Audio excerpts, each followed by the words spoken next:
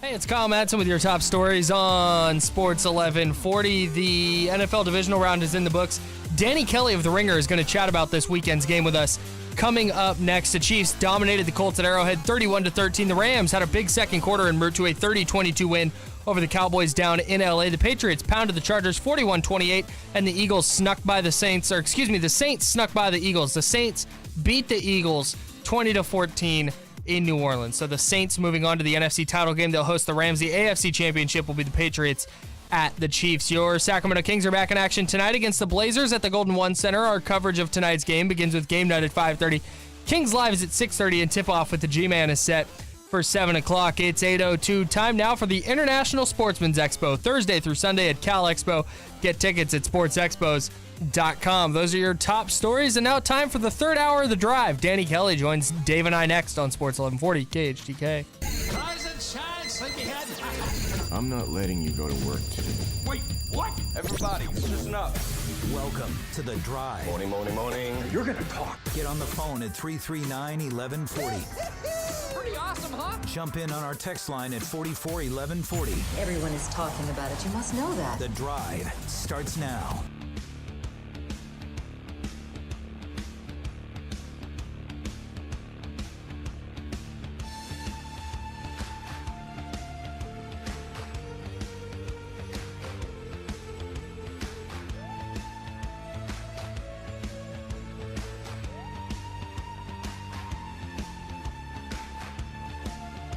Danny Kelly's going to join us from The Ringer in a second.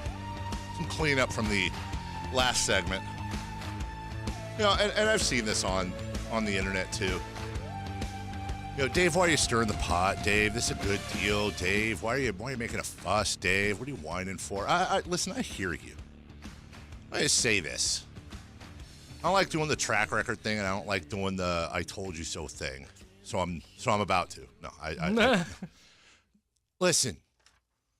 I have a job to do, but I'm also a Kings fan. I happen to be in a job where I'm around some things and I hear things and I see things. You're going to see me do some stuff from time to time that's not going to make a lot of sense at the time. It's going to seem like whining or like I'm being that guy. You know, I remember when I freaked out over the summer about Pete Youngman. Half the people don't care. Scott Moak. You know, sometimes I say things and I do things because that's my way of leaving breadcrumbs. You know, it is, I feel like, and maybe I'm wrong here. You know, I'm not the big arbiter of justice.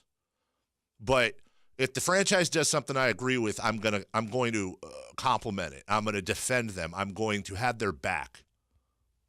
If there's something that bothers me, I'm going to talk about it because I feel like it's my job as an advocate really for the fan base, which is always what I think my first job is. Not a journalist, not a radio host. I'm a fan with a microphone that advocates. That's what I do. And in this case, I'm going to say something. You see something, you say something. If you think for a second I'm going to come on the air and I'm going to say stuff without, and this is where I get in trouble, but without, there are things that I don't always bring on the air that I hear and see and that I talk about. That happens to everybody. You have things on background. Right. That's everybody to me. You're basically like the Bob Woodward and Carl Bernstein of Kings fans. Because that's a journalist. I'm not a real journalist. But forgive me, I'm advocating for the fans. That's in my mind what's going on and worrying about what I don't want to see down the road. That being said, I trust Vlade. I do. He has earned that trust with me. It's been a bumpy road, but I trust him. And if he's good, I'm good. And let's just all knock on wood and pretend. I would love nothing more, much like we're going to start 3-17. I would love nothing more than to sit back this summer and announce extensions and have the text line fill. Well, see, you freaked out over nothing. I want those texts. You're investigating a break-in at the Vladegate Hotel. Don't you have something to say? Yeah, I've got a lot to say. So we're going to talk football with Danny Kelly coming right up. And it's time to plan your football playoff party treats. Only 2 weekends of football left. That's it. So you want to make sure you get your party treats in, and you can start at your local Sprouts Farmers Market and Sprouts.com. That's where I'll be going.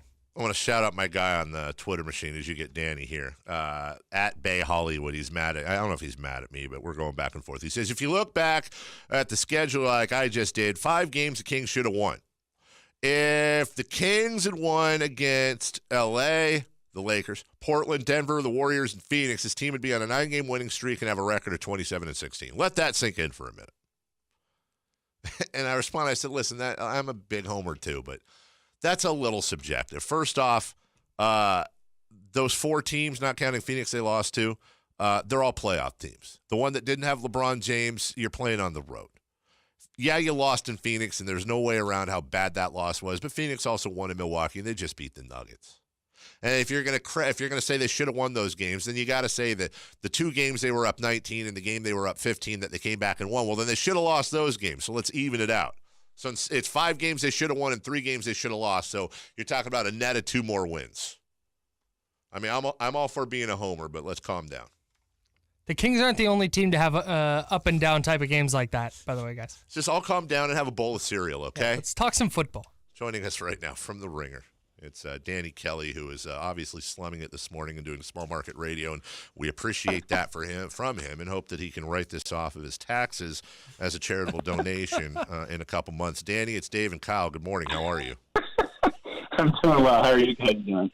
Doing very, very well. You know, interesting football postseason, but Danny, Kyle and I were talking about it today. All the hours spent analysing, all the back and forth. Hey, shockingly, hand wringing. There was I wrung my hands. A lot of wringing of hands. Oh, hey, it's 1 versus 2 and 1 versus 2, and there's the Patriots, and they were the most dominant team over the weekend. Wow, how'd that happen? It's such a surprise, isn't it? I mean, for the last 4 or 5 weeks, it feels like we've been trying to make the Rams and Chiefs into not very good teams, and then of course they both just dominate. The Patriots just blew out the Chargers. I mean, that final score doesn't even kind of really tell the story. It was just a blowout from the very beginning. So it is pretty funny. And the top 4 scoring teams in the NFL are in the Final 4, which is kind of, I think, fitting for this season when we've seen such an explosion of offense throughout the league. It's just like it's a chalk championship weekend, and it shouldn't be that surprising. But I think we tried to make it a little more interesting than it was. Yeah, and like you said, a lot of the talk leading up to the playoffs was, the Saints are sputtering and the Rams have struggled the last 4 or 5 weeks. And was there anything these teams did dramatically differently, or did they just kind of execute better when it mattered? I think a little bit of both. I mean, obviously, the Rams, to me, were a team that they looked like their offense just looked out of sorts down the stretch, and it was kind of strange, and Jared Goff was really starting to struggle.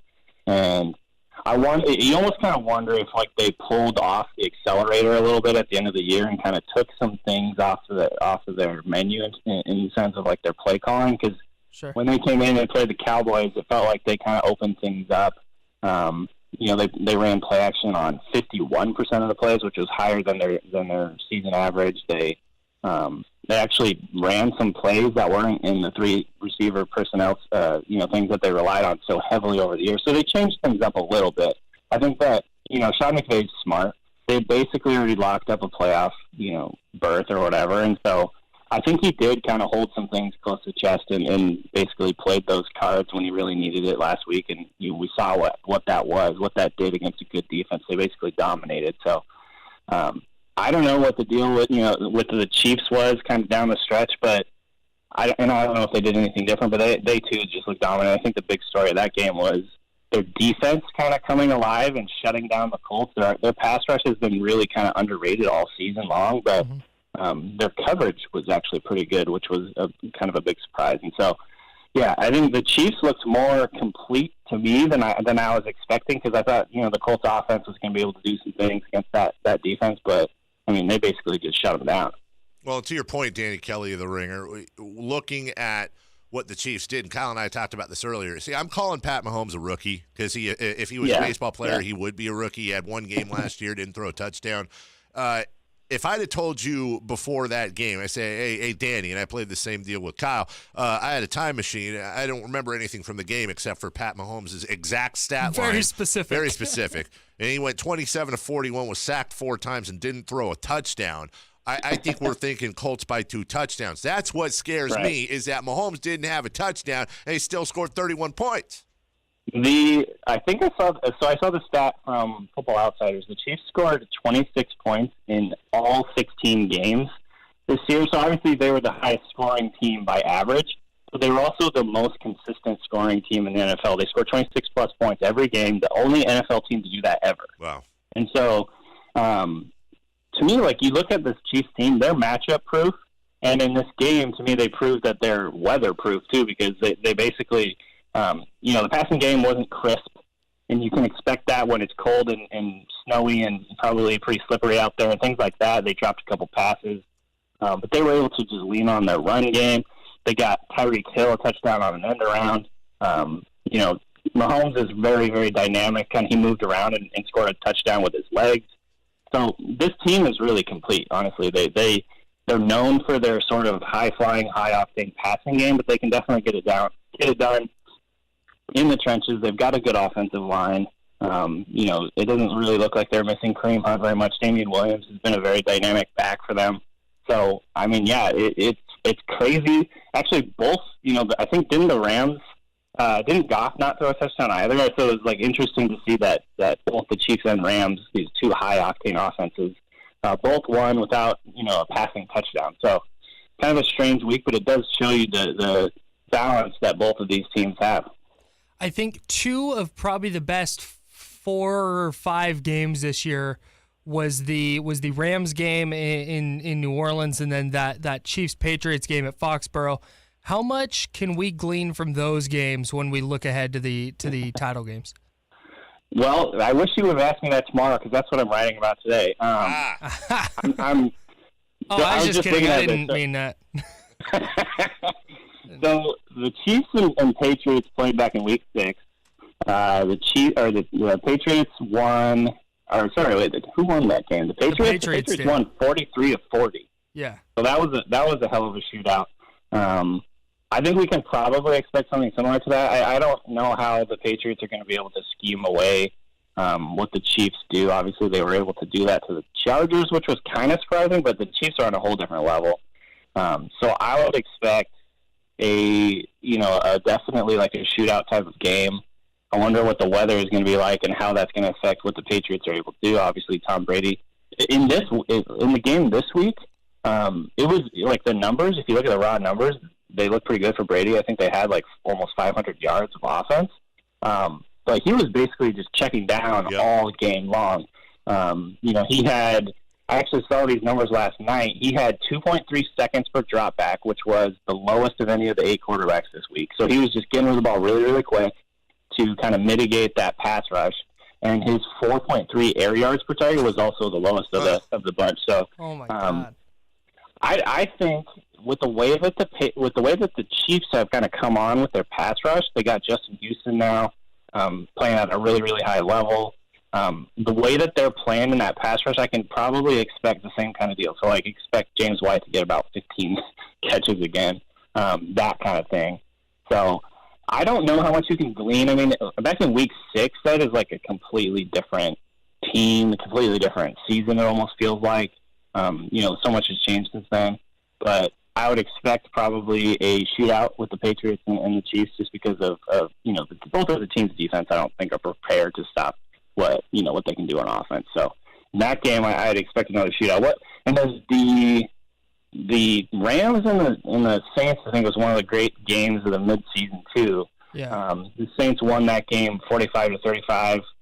It was, again, kind of a shootout, 2 great offenses. That was before I think the Rams really kind of hit their stride defensively. The Saints. That was before the Saints hit their stride defensively in the second half of the year. So the difference for that game to me is how good the Saints have been playing on defense. And so that'll be kind of interesting to see, if that game is a little more low scoring.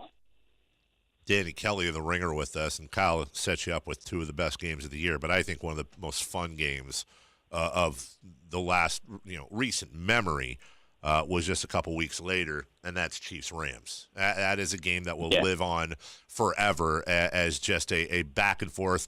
Not a lot of defense until the end, which was the decider. So with apologies to the Saints and Patriots, I don't have a dog in the fight, Danny, but aren't we kind of, as NFL fans, rooting for? I need that rematch. I need that away from Mexico City and in Atlanta. And we were trying to figure this out.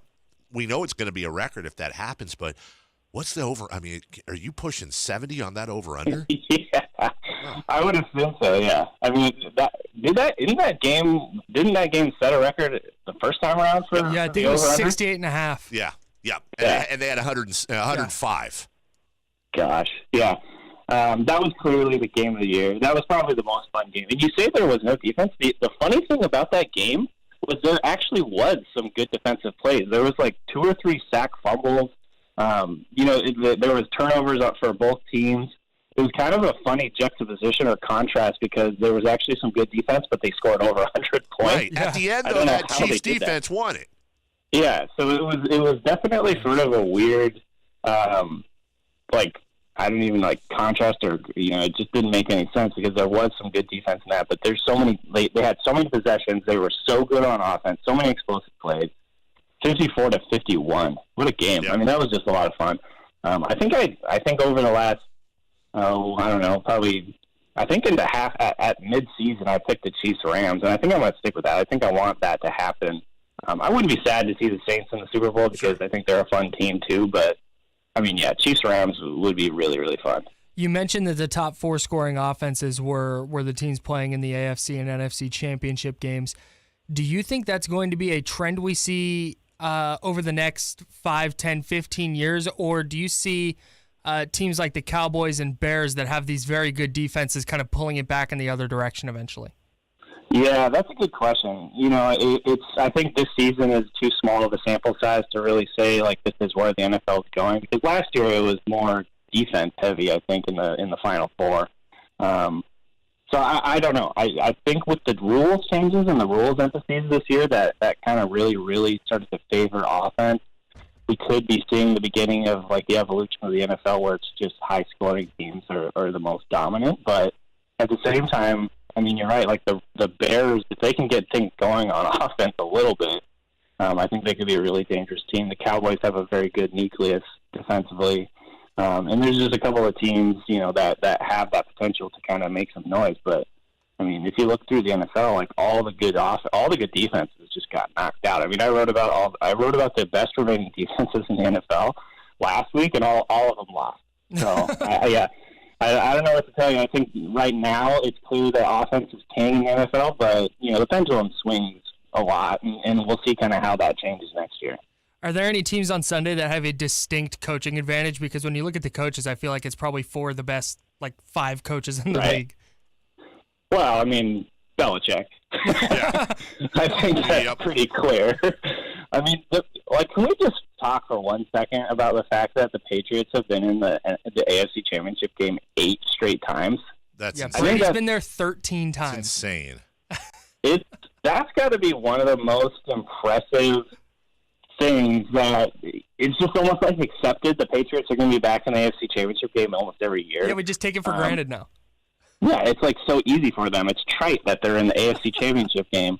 I think that says a lot about Belichick. Obviously, Brady. That combination, that partnership is, the greatest of all time. I think there's basically no denying it at this point. There's no argument.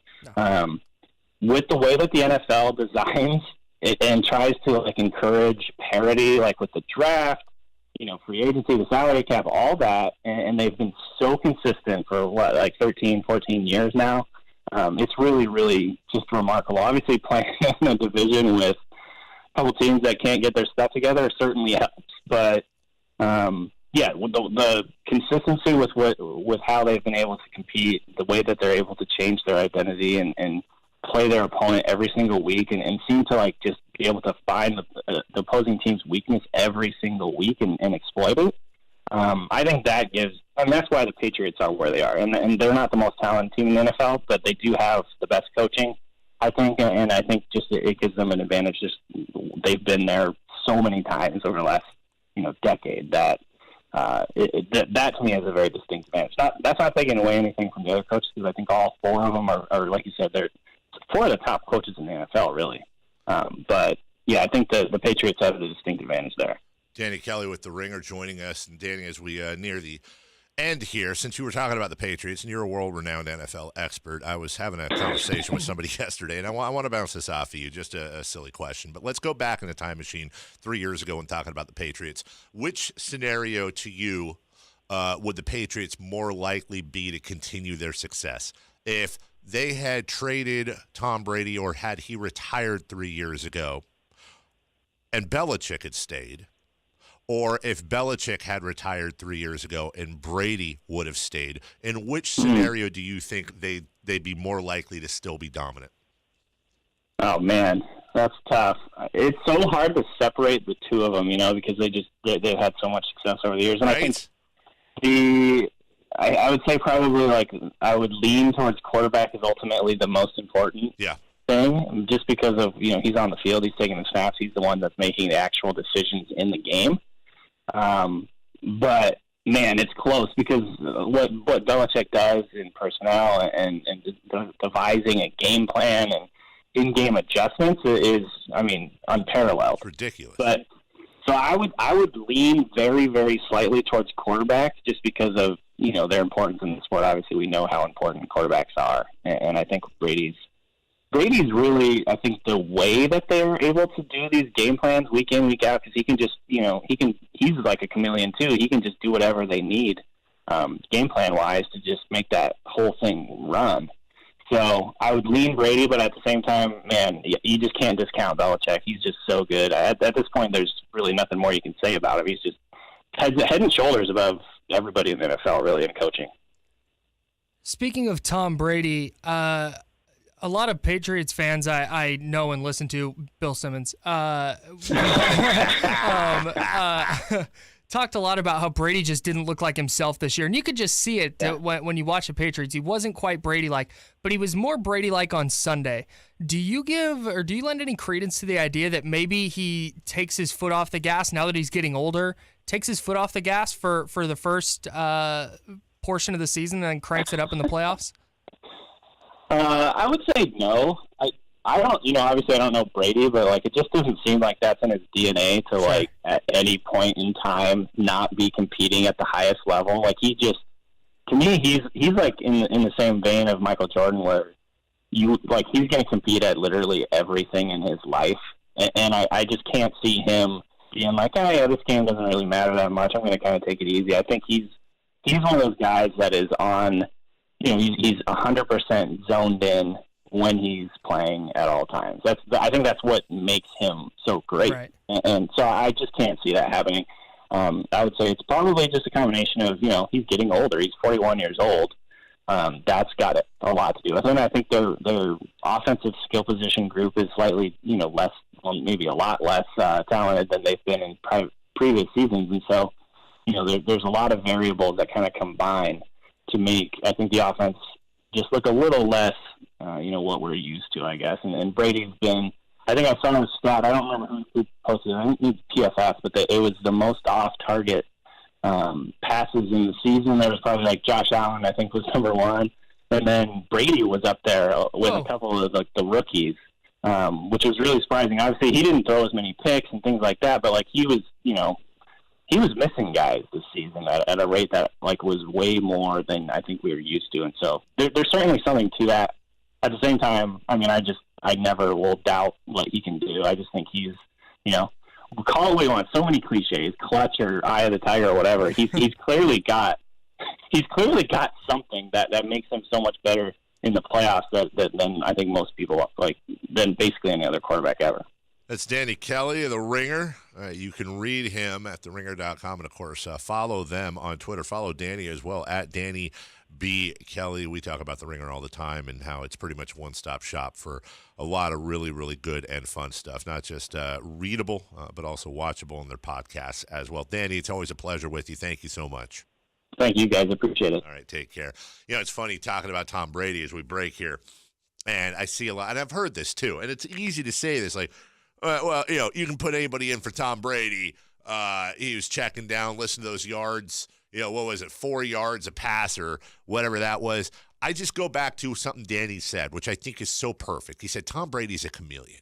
He's going to do what you need him to do. And it was less than a year ago, Kyle, that Tom Brady threw for 505 yards and 3 touchdowns. He'll In just the Super Bowl. In the Super Bowl, exactly, against the Eagles. He will take what you give him. If that means he's going to run and drop screens in the flat, good. And that's what. And the reason that works, people go, "Oh, any quarterback could do that." But the reason those throws in the flat are open is because he is such a threat down the field. Right. You have to defend him everywhere, and he's going to find the outlet. They're going to create a weakness, and they're going to attack it relentlessly. James White had 15 catches yesterday.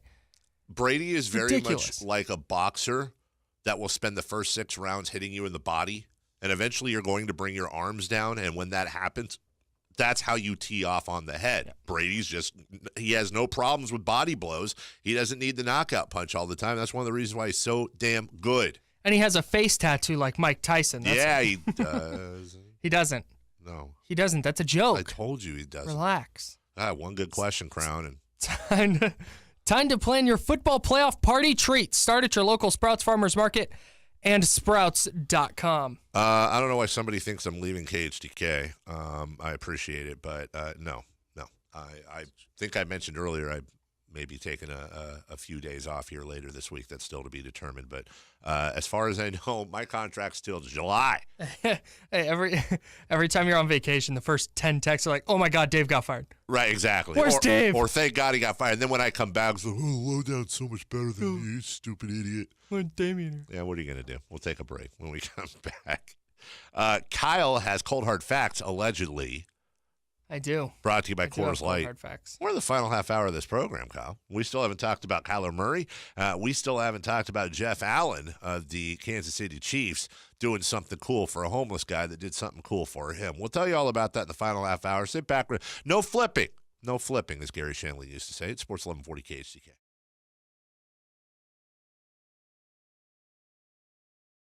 Hey there, this is Kyle Madsen with your top stories on Sports 1140. The NFL divisional round is in the books, and now the 2018 NFL season is down to just 4 teams. On Championship Sunday next week, it will be the Rams at the Saints in the NFC title game. The Rams beat the Cowboys 30-22 in LA this weekend, while the Saints snuck past the Eagles 20-14. The AFC title game, it'll be the Patriots at the Chiefs. The Patriots were all over the Chargers 41-28, while the Chiefs thumped the Colts 31-13 at Arrowhead. Your Sacramento Kings are back in action tonight against the Portland Trail Blazers. The Blazers played last night in Denver. They lost 116-113. Our coverage of tonight's game begins with game night at 5:30. Kings Live is at 6:30, and tip off with the G-Man Gary Gerald is set for 7 o'clock. It's 8:34. Time now for the International Sportsman's Expo, Thursday through Sunday at Cal Expo.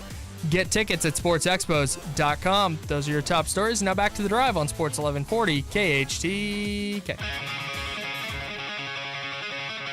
Call Dave now at 339-1140 and 1-800-920-1140.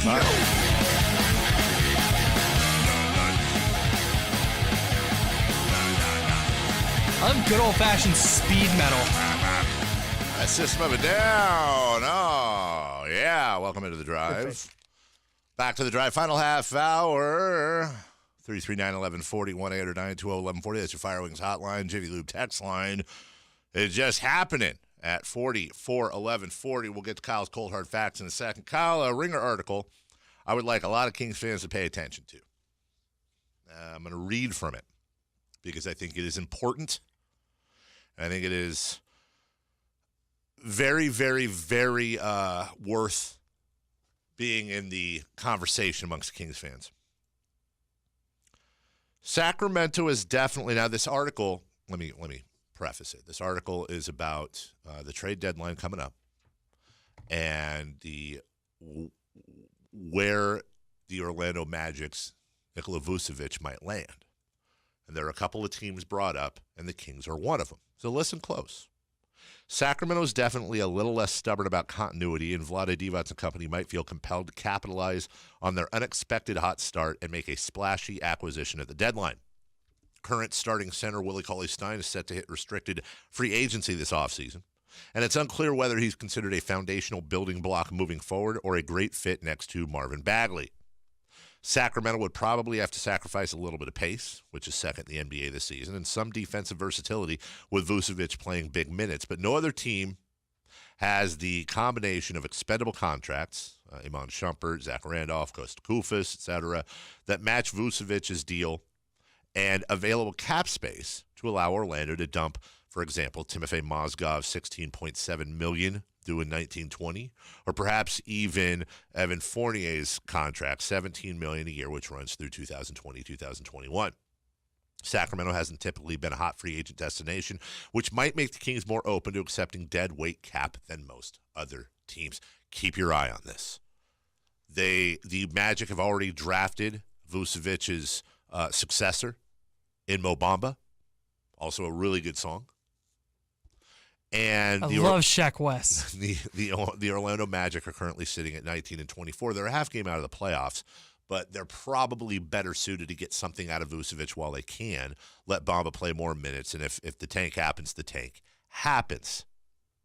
Nikola Vucevic is a guy that I know the Kings front office, or at least members of it, have been fascinated with for a while now, and are very tantalized by the idea of where he fits with this team and what he would bring. Now, they mentioned giving up some defensive versatility.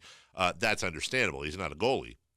What you're talking about, a guy who's 28 years old, averaging 20 points and 12 rebounds a game to go with a little over a blocked shot per game. And that's pretty consistent for him. He's a center who's 7 feet tall that's going to shoot 53% from the field, 77% from the line, which is great. He gives you a steal a game. He's just a filler. He fills that box score. He's a much more traditional center than a person like Willie. So you allow, now all of a sudden you have the ability, you're basically taking Willie's minutes and giving them all to Vucevic. I don't want to see anything necessarily bite into Giles and Bagley's minutes, but I don't think you'd have to do that. I think Vucevic gives you a lot of versatility to bring guys out on the wings that you normally wouldn't. Yeah, and I think you can play him. You can stagger minutes where you still get Bagley and Giles together, but then they can both play alongside him. Right. I think. Right. I think that's very, very, very much something to watch. And when you're talking about, if you bet me right now, I'm not saying either of them's coming here, but I'm saying if you bet me right now, are the Kings going to have Enes Kanter or Nikola Vucevic, I would bet on Vucevic. I would way rather have Vucevic too. And I'm saying I think that's more likely of a deal at this point. We talked about that with that report last week. I just didn't see that as very likely. And I think that's the kind of player they're going to go get. I don't think they're going to try and make a splash like an Andrew Wiggins or something crazy like that. No. I think they'd go get a guy like Vucevic, just a really solid player that they can put in the rotation who's gonna come in and contribute right away. The idea there, of course, is that he's going to be a free agent this summer. They would have to pony up for him. He's only making $13 million this year. I say only. He's only making $13 million. Yeah, that's it. Also, Serbian as well. He's going to fit in very nicely, obviously, with Bogey, with Vlade, Peja, that whole crew as well. I think he'd feel very comfortable here. So, very interesting thing to continue to watch. Cold Hard Facts, brought to you by Coors Light. Here's Kyle Madsen. It's time for the Coors Light Cold Hard Fact of the Day. Here's Kyle Madsen. It's me. Yeah, I said that. Here's Kyle Madsen. Cold Hard Facts, brought to you by Coors Light. I'm sorry, but it's Warriors related. Oh, come, It's ridiculous though. Like this is actually ridiculous. It's Steph Curry related. Steph Curry last night made 11 3-pointers. Is his 12th career game with 10-plus made threes. It's the most all-time. Klay Thompson's second with 4. J.R. Smith has 3. Nobody else has more than 1. Games with 11 made threes all-time. Steph Curry has 7. Every other NBA player ever in the history of the NBA has 8. That was just crazy to me. And I know that nobody here cares, but that's my fact of the day. I think that I saw a decent part of that game last night. I mean, I guess if you're into being like basically one-dimensional. The sequence where Luka missed the straight-on 3, the deep straight-on 3 at the end of the game, and then Steph came down and hit the dagger from basically the same spot on the other side of the floor was nasty. Yeah, hey, let's keep bringing up Luka. That segment was Luka Doncic and Steph Curry, brought to you by Kyle Madsen and Corey. Yeah, it had nothing to do with the Kings. Nothing to do at all. James Harden missed 16 threes yesterday. Oh! 1 of 17. The regression to the mean. And didn't he still score like 38? Yeah, He had actually 16 free throws. tied somebody's record for most games. Was it Michael Jordan over 30? The regression to the mean there was harsh. 1 of 17, dude. It's it's time to plan your football playoff party treats. Start at your local Sprouts Farmers Market and Sprouts.com. He tied the most missed threes in a game in NBA history. He tied with a current player in the NBA. J.R. Smith. No, but that's a great guess. Thank you. Hang on. Let's see. J.R. Smith is a current player in the NBA. I'm sorry. No, it's not. Is it Jason Terry? It's not a current player in the NBA. My bad. But it's a player that, let me think. You wouldn't have to go that far to see him in action in his new job as coach. Not in the NBA, in college. Jim Less. Damon Stoudemire. You're That's close. Just a little bit further down. Damon Stoudemire had 16 missed threes once. And finally, for the first time since the merger, the 4 highest scoring teams in the NFL will reach the conference championship weekend. It's the first Defense time. wins championships. You know what? No, it doesn't, Kyle. I think. No. Okay. You're wrong. Okay. 'Cause Okay. none All right. of them are. Stop yelling at me. Who in your mind, Dave, is the best Kings journalist? Print, TV, or digital? That Kyle is easy. Madsen. No, you're a Warriors fan. Oh. That is simple. Who is the best Kings journalist, print, TV, or digital? Matt George. By a mile. We'll take a break. When we get back, what's on tap? Right here on The Drive. Sports 1140 KHTK.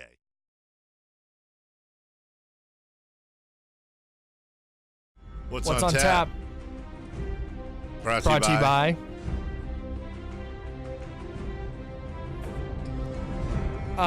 Cleaning wipes, disinfecting wipes, no brand, generic disinfecting wipes that you might use to wipe down a station that's crusty after the weekend. I have a table that has a glass surface in my backyard. I have I never know what to call it.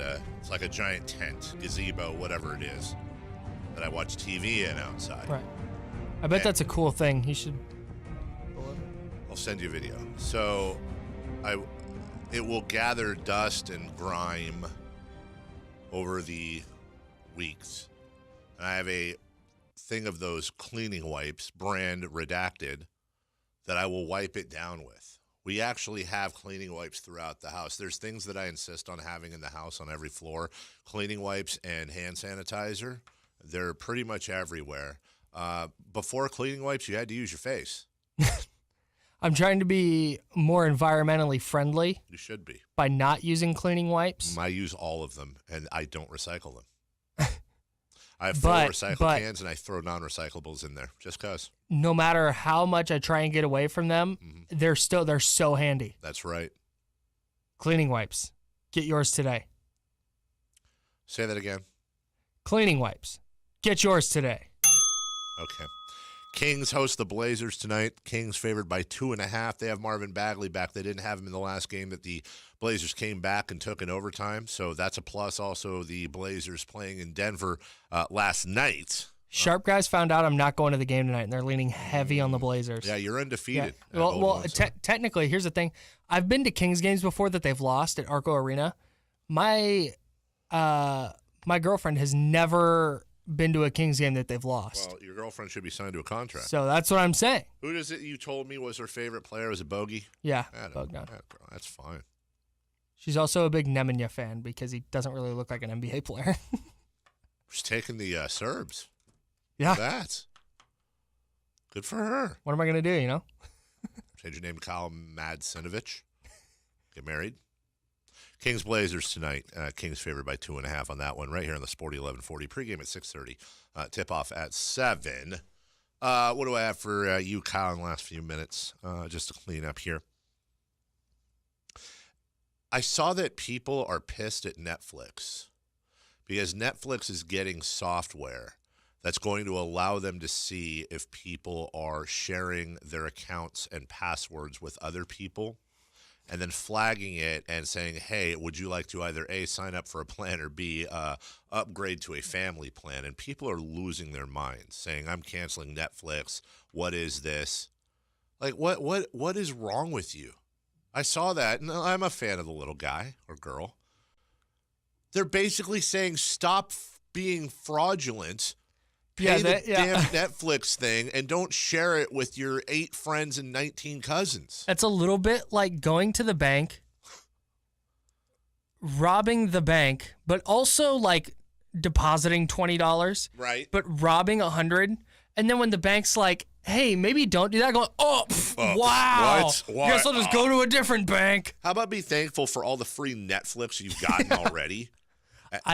There are no fewer than 48 people who have my Netflix account. Dude, right. And that is, hey, listen. I swear to God, if Barefoot Contessa shows up on my list again. You don't make them create their own profiles? I was exaggerating. I have 4 people. I have me, and then 3 of my friends have profiles on my. You're stealing from Netflix. But I'm not. Why? Because they give me the option to create extra profiles. Yeah, but it's supposed to be it's like on the. I'm surprised it's taken this long. Okay, so it's supposed to be like if you're in the same house, right? I think that's what part of it's going to be is they'll restrict it to like Wi-Fi, but you can get like a family plan. Yeah, because you can do that. If I'm on the road or something, or vice versa, and my kids can watch it, whatever. But I should really be charging people, huh? Yeah, you think? And people are pissed, like Netflix is being the bad person. And I'm no fan of corporations, and I don't even know Phil Netflix personally, but Jesus. Wow, that's embarrassing. It is Rob Netflix. Oh, I apologize. Well, Phil's Get his it? brother. Rob Netflix. Phil's the CEO. Robbing Netflix. Yeah, I got you. I have a question. I have 3 people. I have 3 dependents on my Netflix account. Uh-huh. Is it unethical for me to change my password and not tell them? No. When did we become so entitled? Like because Netflix. I've told them like, hey, here's my Netflix. Right. You can use this. Yeah. They go, great. You've Thank you fraud. for letting me use your Yes. Netflix. So if they then go, hey, can I get the password again? And I go, actually, I'm not trying to get hit with fraud. Right, that's exactly what you said. Okay. And I mean, they're not taking people to jail or anything. They're just gonna want to charge you. So say, hey, dude, I had to change my password because Netflix is cracking down. That's all you have to say. What are they gonna get? I'm gonna wait you? till Netflix cracks down. You want to wait until you want to wait until you get a strike? Yeah. Change my password. I live life on the edge, dog. Not today, but I've never given out. I've never done it. I don't give out my password. Hey, you know what I say to my friend? You want Netflix? Buy Netflix. It's like what, $12 a month? And if you're saying, well, not everybody has $12 a month, then don't buy Netflix. It's not food, water, Netflix. Like, you can survive with that. If you don't have $12 a month to pay for Netflix, then you should probably not be watching Netflix. You should probably be watching Jobflix. God. Jobflix. Sign up today. Sign up today. It pays you. My daughter got a Christmas gift that I came across yesterday because we were finally taking down the tree and putting away everything after 6 months ago it was Christmas. Sure. And she got it from my sister and my brother-in-law. It was Chicken Soup for the Soul Cat Edition. I have that. Dude, I sat down and actually... Chicken Soup for the Cat Owner's Soul. There it is. And it was like, and then like the tagline was like, thoughts from the family cat. It says, thoughts for your thoughts. And it's like, thoughts from the family cat. Feed me. I'll let you know when I need to be pet. Here's my butthole. And I sat down and went, what kind of dumbass, backwards, goofy-ass person is going to glean anything from this? So I said, but you got to read it. The very first, and it's like a bunch of these little short stories. So the very first story is about how a guy bonded with his cat after the cat completely raked his arm and he had to go to the emergency room. The cat literally left a scar on his arm, and that bonded them. Yeah. That's how they do it. I have scars all over the place from all the cats I've owned. Right. So, But hey, we my bonding... had a very loving relationship. Bonding is dumbass cat scarred me. Oh, cute kitty. Then the third story is bonding with Kitty because Kitty got into baby food and stained the whole house with green beans, blended green beans. What is it about cat owners that makes them so stubborn not to realize just how horrific cats are? Because my cats are wonderful. Your cats suck. No, they're great. They're terrible people. They're great. If you came over and sat on my couch, my cat would be curled up asleep in your lap in 4 minutes. Yeah, and I'd get up and I'd have this giant bush on my jeans. Not a fan. Get off of me, hairy cat. Don't need it. Our thanks to Eunice. Not Meanus. Not Yornus. Eunice. She's the only one with talent on this program. Kyle Madison does a wonderful job. Madsen, there's Sorry. no I. Kyler Madsen does a great Kyle job. R. Madsen, actually. And Danny Kelly was very nice to us by coming on. Jim Rome is next. Enjoy the rest of your broadcast day. See you at 6 a.m. Go Kings. Sports 1140 KHTK. Bye-bye now. Sports 1140 KHTK has made your morning.